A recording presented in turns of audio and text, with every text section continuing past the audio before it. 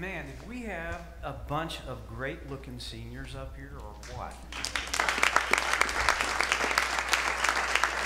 Okay, so we're going to do a little applause rehearsal because I think you guys are great at golf clapping, but not so great at applause. Now, well, let's just do a whole rewind.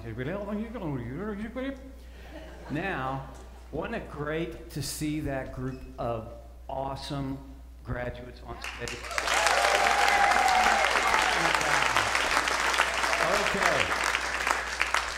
Okay. You know, there's something I should have said last week, and I didn't, and we still went over time. How about that? I want to thank Jeff Yoder and Kevin Smith and Jerry Hale for standing here, stepping up, and preaching while I was, hello? While I was, well, you make him mad, he's going to mess with you. While I was in Europe. I just want to say how grateful I am that I didn't have any worries about it. Anyway, guys, thank you for this. Do you realize that the #1 phobia, the #1 fear all across the world has been for many years and continues to be public speaking? What that means is people would rather go to the dentist than stand up here and talk. And so it makes me want to say a double high five to you guys for preaching while I was gone. All 5 of our elders are willing and able to step up and preach, and all 5 of them have when they've been called on. I just think the message in that is something I don't want to get away from us. The message is that we have elders here who are willing to step far outside their comfort zone for the health and to nurture the health of our church family. And I just want to say how I'm so grateful for that. And I hope you realize that can't be said of a whole lot of churches in the world. So, you know what? We did a little warm-up applause. Let's say thanks to these guys for helping out on that. Thank you. I was a youth minister for 17 and a half years. And that half year really counts. So what that means is I saw 17 graduating classes. And I just want to say that was a whole lot of commencement speeches to sit through. And most of them were pretty lame and pretty boring. So if yours was or will be, that's just the way it goes. Every year, we would send out these graduates to college or to the military or into the job world with such high hopes. But with few exceptions, when they came home from that first semester or from basic training or from, you know, a little time in the work world, they were, for all practical purposes, pagans. We thought we'd send out Christian kids, but that's not what seemed to come back. How did these kids change so dramatically in such a short period of time? Because, you know, they had been in this Christian environment for almost all their entire school experience. Now, bear in mind, this was in the 70s and 80s and early 90s. And yes, the world was a different place, still had its problems, but it was probably not nearly as complicated as things are today. Year after year, I saw pretty much the same pattern emerge, that kids from my youth group would head out, and when they came back, it felt like they had forsaken their faith. And some of them did it in big ways, some of it not so big. They came home big party people. Some of them were borderline alcoholics. They've been abusing drugs and using drugs and casual sex, and often. The only time they went to church is when their mother could twist their arm hard enough to get them there, and that usually only happened when they came home to get their laundry done or so dad could get the car fixed, right?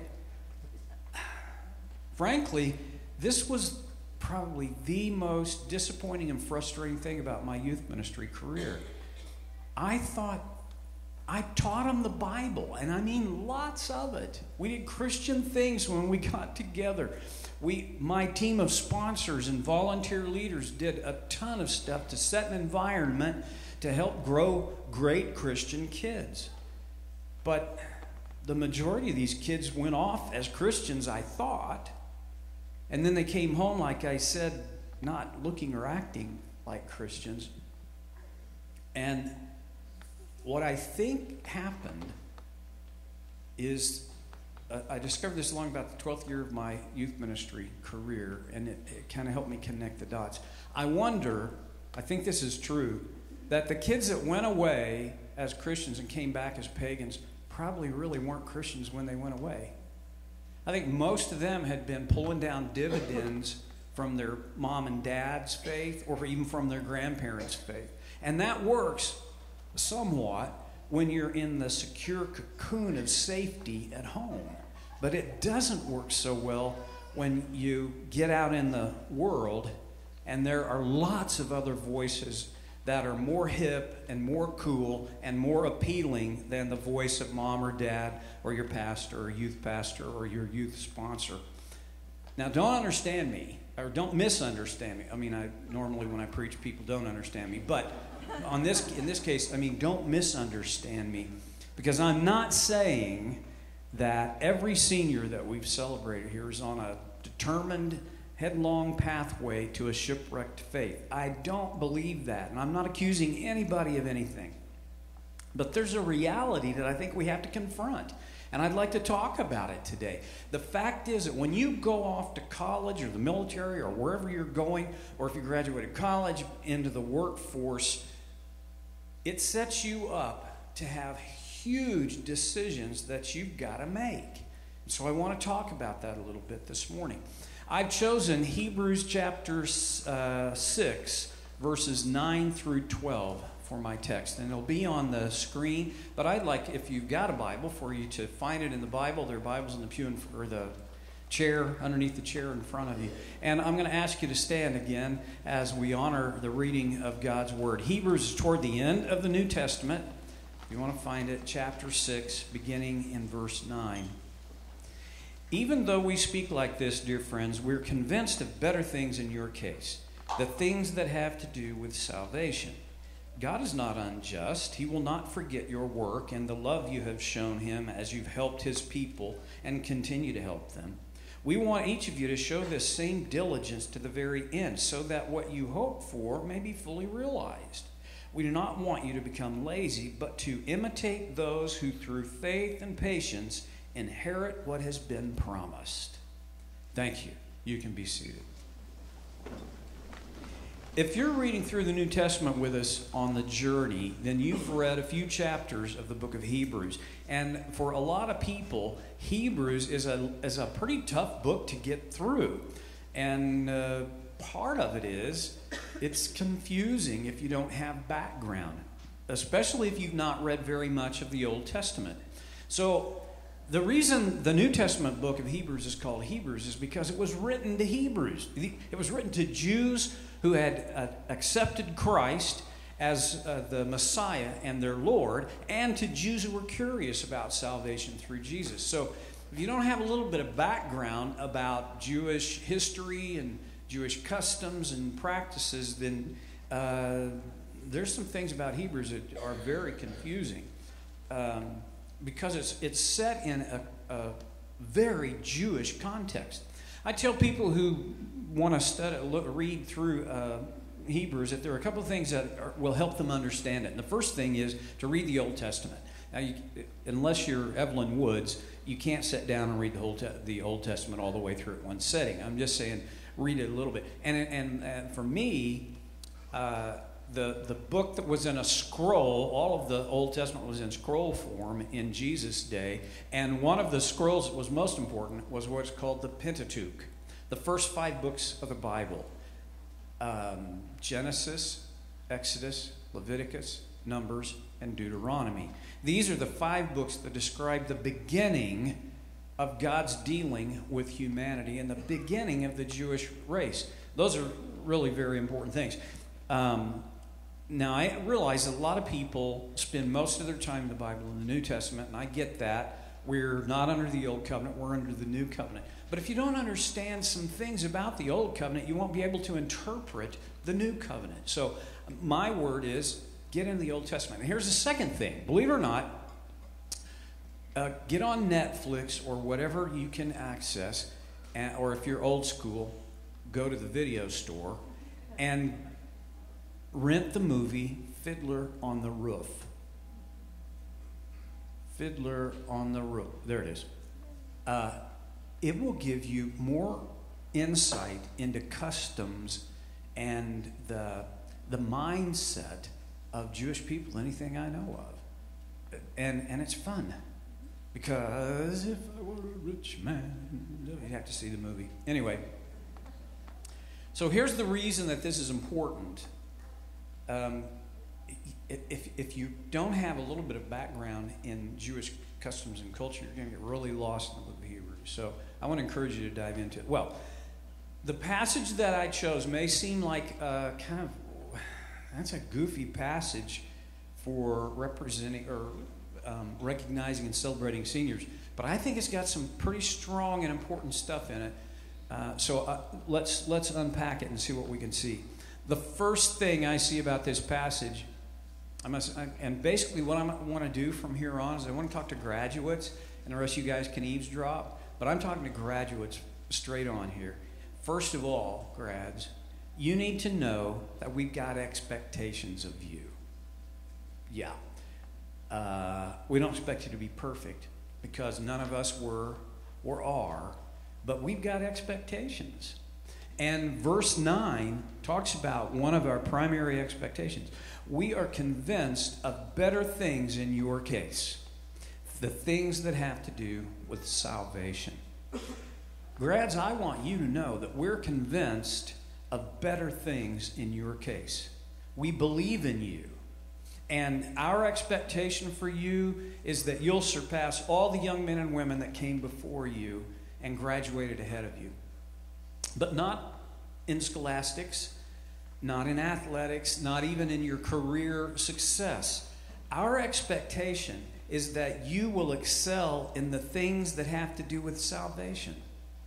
That our dream for you is that instead of you going away to college, the military, or into the workforce and sowing a bunch of wild oats that will come back in harvest, you'll grow even more committed to God and His design and plan for your life.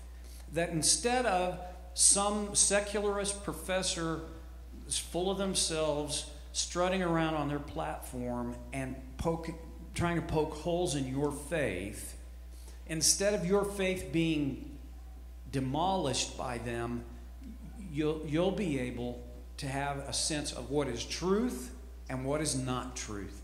I want you, grads, to be able to give ideas the sniff test, right? Because if it smells like horse poo, it probably is horse poo. And I can tell you, there are professors who they just take delight in trying to destroy the faith of their young students. And they feel like it's their responsibility to help you tear those rose-colored glasses from your eyes and see the world as it really is. And you know what? I don't like that. These people are not your enemies. But they are held hostage by our enemy, and they're going to do what they can to take you hostage as well. So what I'm saying is, go into this thing with your eyes wide open. Because I want you to be able to hold firm when the pressure is on. Now, not every college professor wants to deconstruct your faith, but don't be naive about this. These people need Christ, but they don't know that. They don't believe that. And so I guess what I'm saying is, put your armor on. Be ready. And don't ever forget that back here, it's like Jonathan said, we're praying for you, and we are confident of better things in your case. Verse 10 makes a point clear that God has you on His radar. He is not forgetting about you. Look at what he says in verse 10. God is not unjust. He will not forget your work and the love you have shown to him as you have helped his people and continue to help them. God notices your life. Your life matters to him. He notices your work and your love and your commitment to help people and to serve him by helping them. But there's a thing. You're going to be more busy in the next years of your life than you've ever been in your entire life. And you'll also be less supervised than you've ever been, which to you sounds great, and probably to your parents is making their stomach turn flip-flops. Because mom and dad are not going to be there to wake you up every morning and set your clothes out for you for the day, right? And they're not going to be there to tell you when it's time to go to bed. You're going to have to chin up to some new responsibilities, a new level of responsibility for yourself. And this matters on a ton of levels, not the least of which is you got to go to bed at a reasonable time and get up at a reasonable time. But it goes so far past that. I want to challenge you that when you're a full-time student or full-time in whatever is ahead for you, you have to carve out time to help other people, because that time is not going to just present itself to you. If you don't carve out time to help other people, there won't be time for that, because there will be a gazillion other things that'll come sweeping in to get in the way of you doing something good for somebody. I can pretty much guarantee that you're going to get a better offer, and you're going to have character strength enough to say no to some of those things so you can say yes to things that matter most. See, a very big part of the challenge of this next season of your life is learning the dynamic balance between school and work or military service and finding ways to serve other people through those times. That dynamic balance is so critical. And you don't strike it and keep it. That's why it's dynamic.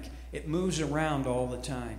Well, the passage goes on and says, we want each of you to show the same diligence to the very end, so that what you hope for may be fully realized. We do not want you to become lazy, but to imitate those who through faith and patience inherit what has been promised. And the word I want to focus in on here is diligence. Diligence. I did some word study on that this week in my study, and what I discovered was, even in its primary original Greek form, it's not a hard word to understand. Basically what it means is working hard and focusing all the way through to the end. That's not rocket science. However, as simple as that is, it's a very rare trait in our culture. And you know what? It's always been a rare trait. It's always been that way. It's what separates elite athletes from everybody else in their sport. It's what separates elite musicians from everybody else who sings or plays. It's what separates elite scientists and engineers and doctors from everybody else, the other millions in the field. You see where I'm going with this? Diligence is what separates average from elite. It always has been. And nobody gets there without incredible sacrifice. If you ever get the chance to spend time with somebody who has excelled in their field, I've never met anybody who has excelled in their field. And I've talked to a lot of excellent folks in all kinds of fields. Nobody that I know in that category ever got there without significant sacrifice. Now, you're millennials, and millennials are taking it on the chin all the time because everybody's critical of snowflakes and pansies and wimpy and all of those things. But I'm going to tell you, no generation has been exempt from the fact that to excel requires blood, sweat, tears, time, commitment, diligence. And the kind of diligence we're talking about here means that you'll have to want to honor God and reflect His nature and your identity in Him enough to make sacrifices. I mean, because of that decision, there's some places you can't go anymore. And there's some things you can't do. And I'm not even saying all of these things and practices are the devil's workshop. I'm just saying that if you want to excel, if you intend to be diligent in your faith, you have to say no to some things, because you can't say yes to the right things without saying no to other things. You're going to have a ton of times ahead where you're going to have to choose whether you really want to be diligent or not. You have to decide if you want to be diligent or if you want to be cool. If you want to be diligent or if you want to fit in. If you want to be hip and trendy or if you want to be who God says you are, His son or His daughter, and to live that out proudly. There are a couple of things that will make a huge difference in this, and I want to kind of just talk about it. The first thing is who you hang out with.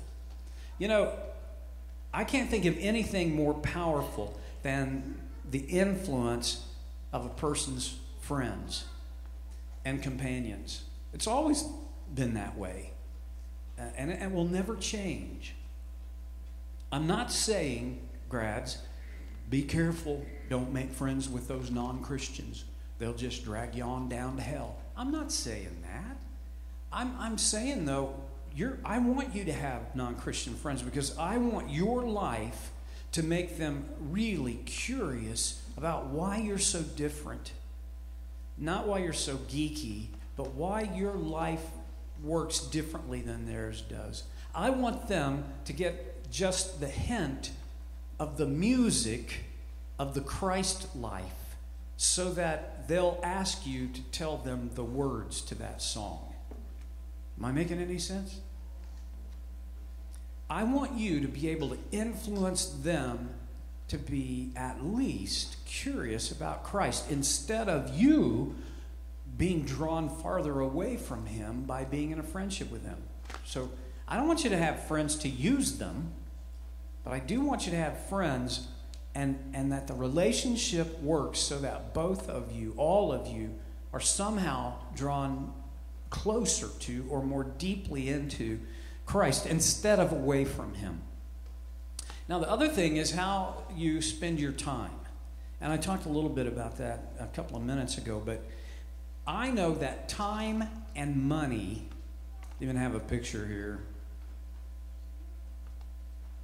Yeah. That time and money are really similar in this way. It's this: you can only spend them once. You don't get to spend money on two things at one time. If you want to buy a car, that's where the money's going to go. And if you buy a car, then you can't go to Cancun. I don't know how else to say it, okay? And you often have to make that choice. Well, it's the same way with time. You've only got so much time, and if you say yes to something, that means you can't say yes to something else, because you can't spend time twice. You can only spend it once. So you have to make sure that you're thinking carefully and thoughtful about how you use your time, because if you don't decide how you're going to use your time, somebody else will decide for you. It'll be your friends or your boss. It'll be a professor or a whole, academic school. Somebody else will decide how you're going to spend your time if you don't decide for yourself. Now, I'm not saying spend 24/7 on your studies, because really, on some levels, that'd be just as bad as 24/7 on play. What I want is for you to experience a rounded life, a fully orbed life. But there are going to be some times when you get an offer to play, and you know that you should say yes to it because you need it. But there are other times when you're going to get an offer to play, and you know you should say no, because if you say yes to play, you don't have time to do things that matter more than the play. It's a tough deal, but there are things more important than video games and frisbee golf and hanging out and being sucked into the endless vortex of social media. There are things more important than that, and you can't do those things and the more important things. You have to choose one or the other. So I'm not saying throw your phone in the pond, Quit getting on Facebook. Quit doing Twitter or all the things. I'm just saying, if you say yes to that, you can't say yes to something else, because you can't say yes to both.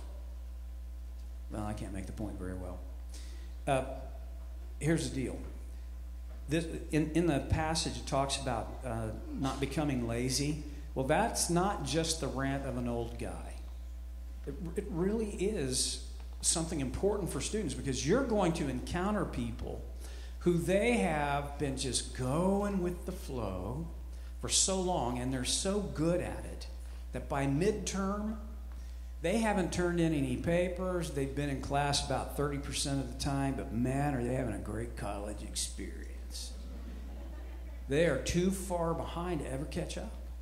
And what I want to say is, don't be that guy. Don't be that girl. You don't have to be. We're convinced of something better in your case. Your degree or your rank in the service or your status in the work world, they're all important. But never forget that there's something more important than all of that stuff. And you knew I was going to go there. You just didn't know when. There really is going to come a day when all that stuff that seems so off the charts important right now will mean nothing at all. And it could come a long time from now, decades away, or it could come a lot sooner than you think it will. I know that firsthand.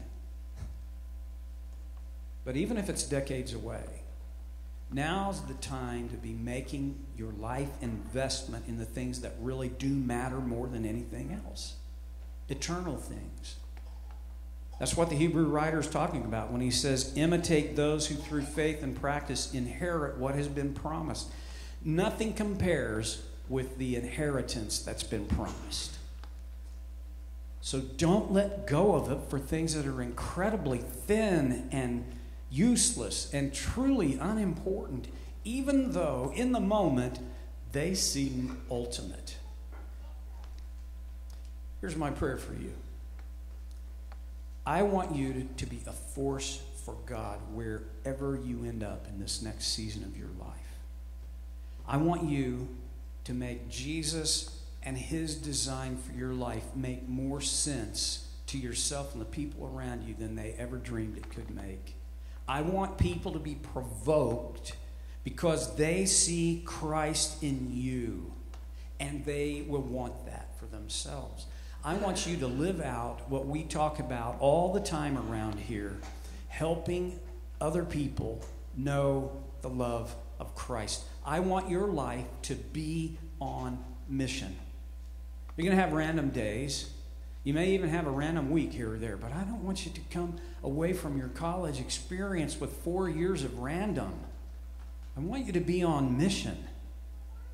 I want you to be a spiritual guided missile. I want you to do what I once read that St. Francis said. He said, preach the gospel always. When necessary, use words. We're proud of you guys and young women. We're grateful that we've had a chance to have an input into your life and that you've had an input in our lives. And we believe that God has incredible things in store for you. That you'll bring change that nobody else could bring because you're who you are. And we're praying for you. And the last thing, don't ever forget, we're convinced of better things concerning you. Let's pray. Father in heaven, we commit our graduates to you in this moment. We're so grateful for all they've put into this part of their life and all that's ahead. We don't even know what that will look like, except we have this confidence that you're at the helm of their life. You are the control. You're the owner. You're the maker and the sustainer of the cosmos. And that means You're the owner and sustainer of each one of these graduates. And so we pray a blessing on them as they depart from us. I pray, Lord, the same thing that the old Hebrew priests prayed over the Jewish nation. The Lord bless you and keep you. The Lord make his face shine on you and be gracious to you. The Lord turn his face toward you and give you peace. In Jesus' name, amen. Well, thanks for being here to celebrate our grads. And grads, kind of make yourself known. Just stand up a little straighter, because there's a lot of people that want to shake your hand and hug your neck. And if you would stand with me. Everybody up? Because I want you to turn to two people and say to them, I think we got the greatest grads in Manchester. Go.